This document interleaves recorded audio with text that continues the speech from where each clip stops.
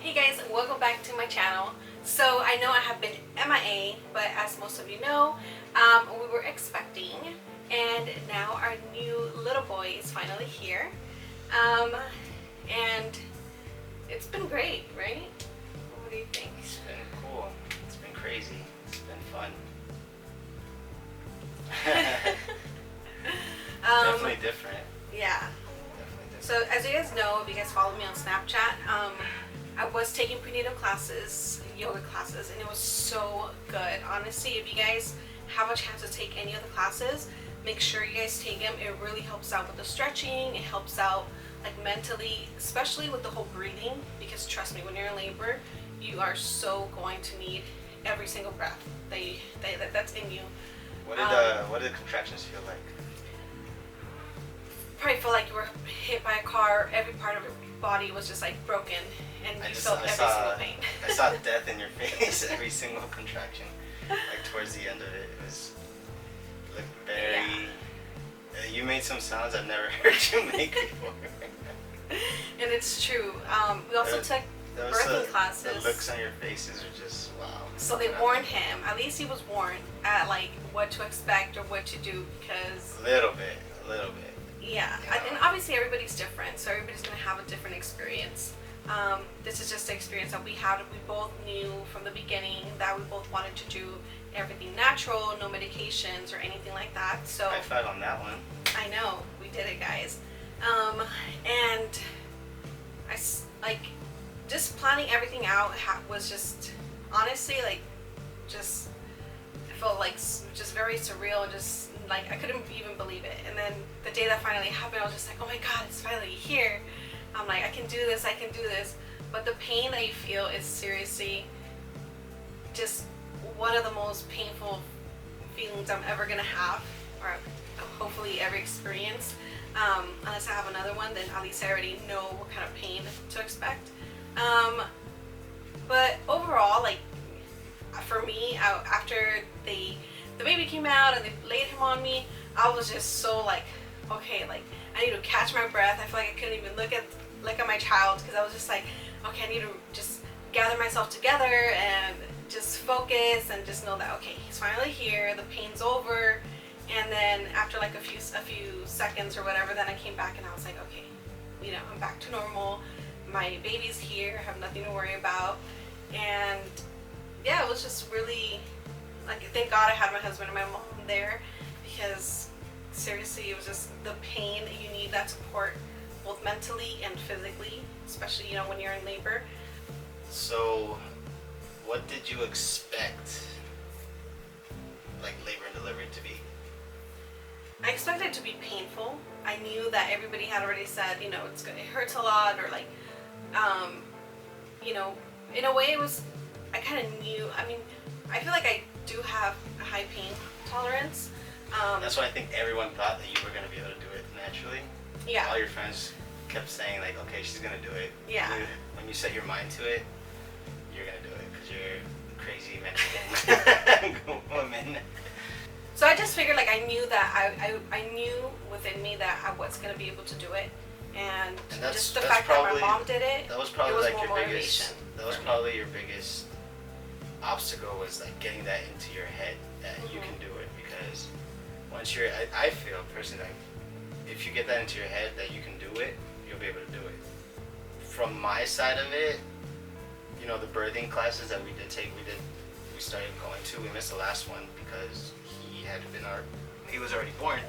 But those 3 classes that we did go to, I think that really opened up my eyes a little bit. It opened up my eyes a little bit, and not until that we were actually there, like in labor, that I thought back on the classes. I was like, okay, I need to calm down. I need to be like that support system. I need to help her out, because like I said, those sounds that came out of you, those looks in your face, like those were crazy. So I can only imagine how painful that was. So I kept going back to the birthing classes that we were going to. So one tip for dads out there, or expecting dads, you got to really invest yourself in the whole pregnancy. If you don't, you got to be the support system for her, because I mean, we're not going through it. So like, if you're not there, then if you're not at least supporting her, what are you doing? Like, it's a team effort. You know, you guys are both there for your child. So I think that helped. I mean, thank goodness your mom was there, because now she was my support system. Because, okay, all right, so let's go back. Your first contraction started when? I think my first one, like, where I was like, okay, this is like, you know, this isn't, because on August 22nd, I woke up and I saw that the mucus, Which was Monday. And then I saw that the mucus plug was coming out, and you know, like I was reading about it also. And normally, when your mucus plug comes out, you start getting like little minor contractions, and then normally leads into, you know, your delivery. So, you know, I woke up and it was like 6:30 in the morning. I was like, oh my gosh, today's the day. And you know, all day I was just like feeling like, you know, a little pain here and there, but it was nothing like crazy. I was like, whatever, this is nothing. We went about our day, just timing the contractions, see how far apart they were. We went to Target, we watched a movie, we saw The Little Prince, and if anyone, it's on Netflix. It's a Netflix movie, and we highly recommend it. That was really good. So yeah, we try to go about our day. Yeah. Try to go about our day. And then I started, you know, we were keeping track of the contractions, and like I said, it wasn't anything crazy. I always figured, I'm like, okay, hopefully when I walk into the hospital, I'm like, oh, I'm hoping I'm going to be at least 5 centimeters dilated. Okay, expectations. Yes. You were expecting to be expecting 5 centimeters dilated. At least. Reality?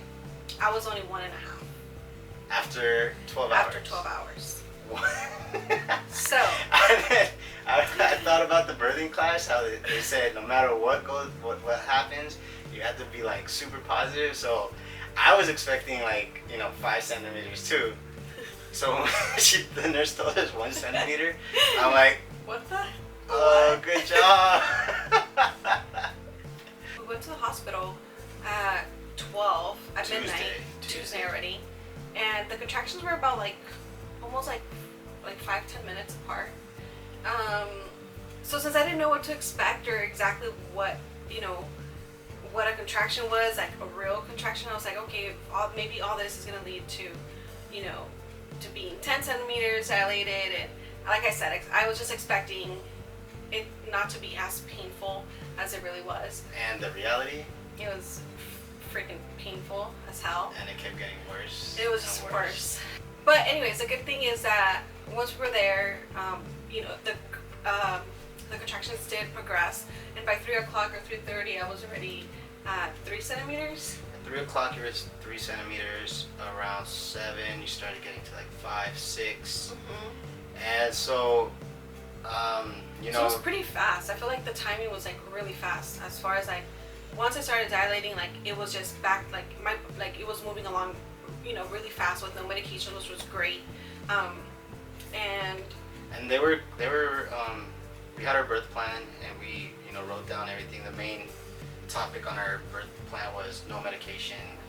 And they were pretty, you know, pretty good about not asking us anything. Like, do you want medication? Towards the end, when you were getting to a little bit to the point where you couldn't anymore. I was like 8 at that point. I remember. But the nurses were, you know, the last nurse that we had, she was very supportive, and she's like, every time she came in, she was telling you, you're doing it, Claudia, you're doing it. So that was just good support as well. By 7:30, your water broke. 7:30 in the morning, your water broke. And and we just kept chugging along. Expectations were we were gonna have a smooth labor and delivery. The reality was it wasn't. I was hitting stuff like in the bed. I couldn't not even just that. Not even just the pain. There was minor complications. Yeah, there was. So the cervix hadn't completely dilated properly. So there was still like, I don't know if it was on my right side or my left side. I think it was my right. They had to with their hand just basically move the cervix so that the baby could Once come you were out. 10 centimeters. Yeah, because the baby was, he wanted to come out already, he wanted to be out, and it was just that complication. So that did delay the process of delivery for a couple hours. I mean, I remember it was like, it took a whole hour for them to just move it, and every time they kept checking on it, hoping that it was, getting better, it wasn't. So they, eventually, the actual doctor that was going to deliver our baby, she comes in, she checks me, and, she tells the nurse exactly what to do, and, they get the cervix out of the way. I guess even though my water did break, it hadn't fully broken. I don't know. I guess You still had I still had like a little bit, so little water bubble. Yeah. And they popped that, and that made more room. and that so the baby, so then she's like, okay, now we're moving along. She prepared me, to push and my But breathing. I think the most important part of that situation is that, okay, we had our expectations of, things are gonna be I smooth, thought were gonna be smooth. and like, then we hit a wall, we hit some complications, but we still kept, the game plan. We still kept mentally strong because we could have easily just, Yeah. lost it. Like at the end, I was losing it because I saw the pain in your face. So I was like, I I was gonna lose it because you were saying I just want the baby out, and I was saying like, okay, maybe we should just get the baby out already because it was just, just that time moment. just kept passing And kept I didn't want passing, and the anything pain was to still happen. there.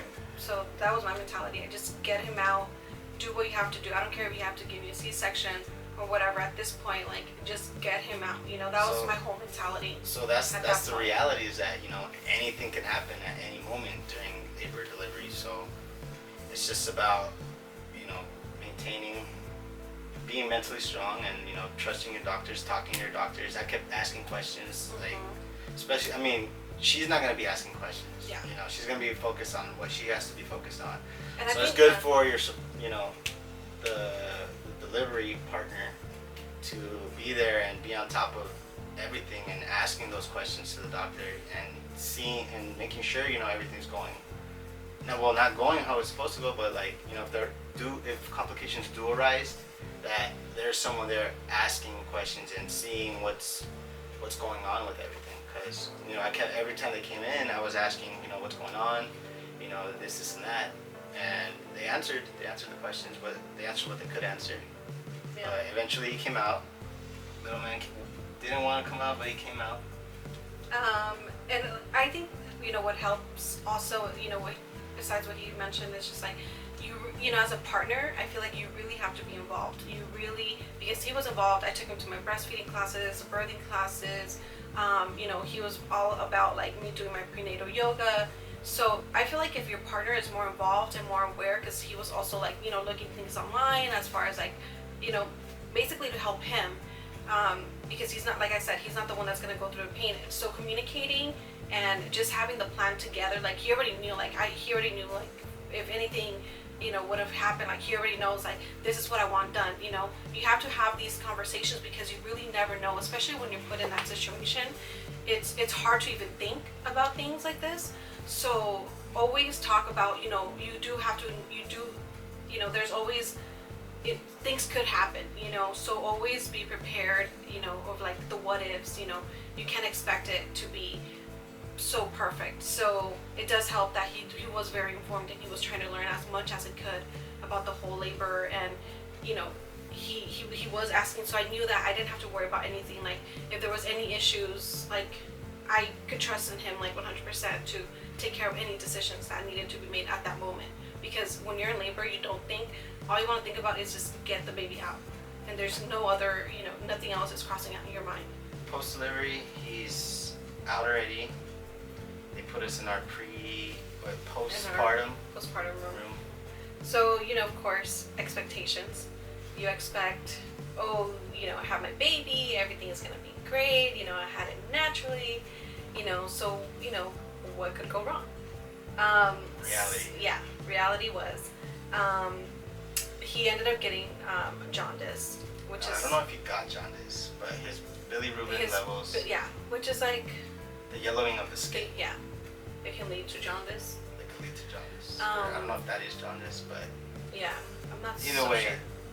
doctors were worried about, you know, his health. They check his levels. They tell us that he. This was on It was already Wednesday. We had him Tuesday. He was born at 1:32 in the afternoon, and on Wednesday that's when they, they check, make sure, how the baby's doing, his health and everything like that. So that's when they told us that, his levels were a little high, that they wanted to go ahead and put him under the blue light. But still, obviously they were gonna have him in the same room as me. So at that point I was just like, what the hell, like, how is this even Put possible? the little Yeah. glasses on his They eyes. had like a little mask, Little mask on his for eyes. him. Under the lights. No clothes. Yeah, he just had to be just in his diaper. So that was kind of like a little strange. Like, we're talking about expectations. You expect them to be holding him. You expect to be nursing him. You expect to be out of the hospital within a day or two. And the reality was that, we weren't. Yeah, it was already. He spent a good week. Yeah. Good 5 days, good 5-6 days in the hospital. They took him to the NICU. Yeah. That was tough. That was weird because, again, expectations. You want to be at home, feeding him, changing him and stuff. But he's in the NICU, and you have to go visit him, and you have to go take the breast milk, and and then you just keep asking the doctors like, when's he gonna go home? When's he gonna go home? And they keep telling you like, he's not good to go home, Yeah. and then that's scary. Yeah. And the thing is that they also said about he was breathing a little bit fast, so they wanted to observe him and keep him there a little bit longer. So even though his bilirubin was going down and everything, which is great, they still wanted to keep him a little bit longer. So that sucked. That was, we're just like, what the hell? Like, how is this even possible? Like I said, you have all these expectations of like, you hope that everything's gonna go great, but like I said, it's like reality is that not everything's gonna be perfect all the time, and they did help him out. He was on medication. What I've learned in this whole thing is don't have expectations, because those could really go out the window at any moment. Yeah. This is real.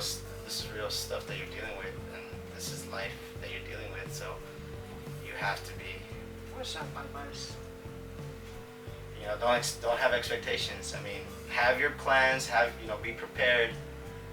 Know what you're gonna do, inside Just and out, communicate. mentally, physically. Yeah. Communicate. Be prepared.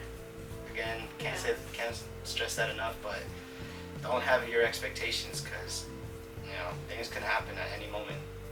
Yeah. But luckily, couldn't be happier. Yeah. Any happier right now. And he's finally here. It's finally here. Any other advice you have for, any? I know there's some girls that have Yeah, I know commented people that. have asked me like, what's what my anything that I might have used or might be helpful, or kind of like what was in my diaper bag or my hospital bag, etc. Honestly, like I said, due to all these little things that we had, like I felt like I wasn't prepared enough. But and half the stuff I didn't even use because of what they basically were taking care of him. So most of the stuff, as like his outfits or his diapers and stuff, I didn't even have to use any of that, because they provided all that for us. But that doesn't mean that But- they shouldn't take any. Yeah, of course not. I was prepared with just like your basics, and one of the things that I did find interesting actually was you should be using baby powder. Yeah. Because it leads to your kids. It can lead to kids having Breathing breathing issues. problems, or asthma or stuff like that. Which is weird, because when I first changed him, I had like my little travel kit, and I had my baby powder, and I put some. And then when the doctor saw me after I was gonna change him again, I was gonna do the same thing. He's like, "Oh no, like we don't." Any other advice that you would have for those women that are expecting? There's been a lot of them that's been commenting, Yeah. and asking for help or advice. Honestly, just be mentally prepared and practice on your breathing a lot. I just feel like it's just mind over. What is it? Mind over Mind over body. Yes, because Mind over baby. yeah, honestly, it's just like just stay focused. Focus on your breathing. One of the things that helped me actually was find somewhere in the room and just focus on that specific spot or thing or whatever it is that, and then just try and just focus on it. Focus your breathing, and you will be able to get through this. If you want to do it the natural way, of course.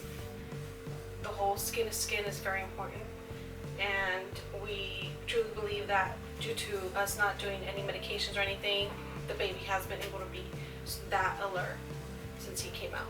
So Yeah, he didn't look groggy or anything like that. at all. But yeah, if you guys have any other questions or any other videos, I'm gonna try and get as much done.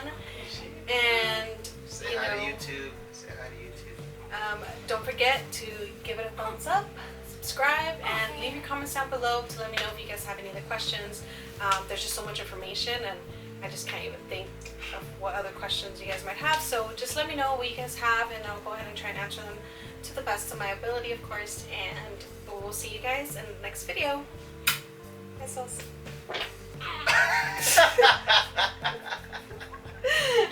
Wow. Yeah. I hope that YouTube.